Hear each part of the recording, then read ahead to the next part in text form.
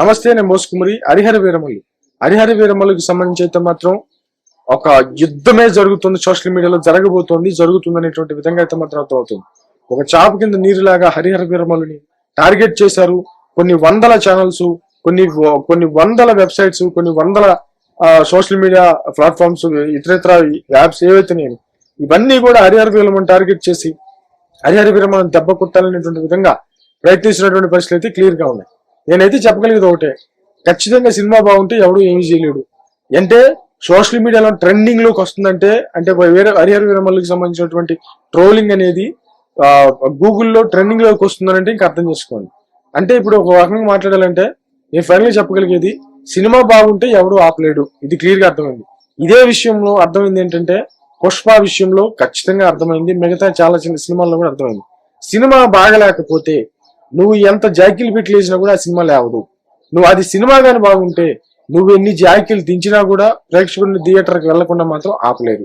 ఇది రాజకీయాలకో, లేకపోతే కక్ష సాధింపులకో, లేకపోతే సోషల్ మీడియా బెదిరింపులకో అయ్యేటువంటి, కాకపోతే కొద్దిగా నష్టం చేయగలుగుతారే తప్ప కంప్లీట్ గా ఆపలేరు. సినిమాకి తీవ్రమైనటువంటి, అంటే తీవ్రంగా బాగుంది, అసలు బ్లాక్ బాస్టర్ హిట్, అసలు సినిమా మిస్ అవడానికి వీల్లేదు, అంత బాగుంది అనేటువంటి టాక్ వచ్చింది అనుకోండి, అసలు సినిమా ప్రేమికులను ఆపలేరు.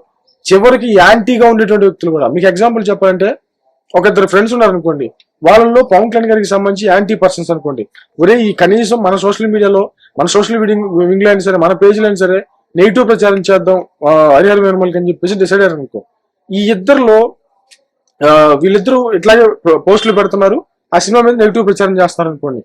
సినిమా బ్లాక్ బాస్టర్ ఒకసారి చూసి తిరాలి, అంత బాగుంది సినిమా అని చెప్పేసి టాక్ బయటకు వచ్చింది అనుకో, ఈడు తెలియకుండా ఖచ్చితంగా పోయి సినిమా చూసి వస్తారు. అంటే ఆ సినిమా బాగుంది, అసలు అద్భుతంగా ఉందనంటే ఎవరు ఆగరు. కాబట్టి ఈ ట్రోలింగ్లు గీలింగ్లు ఇవన్నీ అనవసరమైనటువంటి విషయాలు. సినిమా బాగుందంటే ఎవరు ఆపలేరు. కానీ హరిహర వీరమల్లి మీద ట్రోలింగ్ అయితే మాత్రం దాన్ని ఒక టాప్ లెవెల్లోకి, ఒక ట్రెండింగ్ లోకి తీసుకొచ్చేలాగా ట్రోల్ చేస్తున్నారనేది మాత్రం ఖచ్చితంగా వాస్తవం. మరేమైతే చూడు.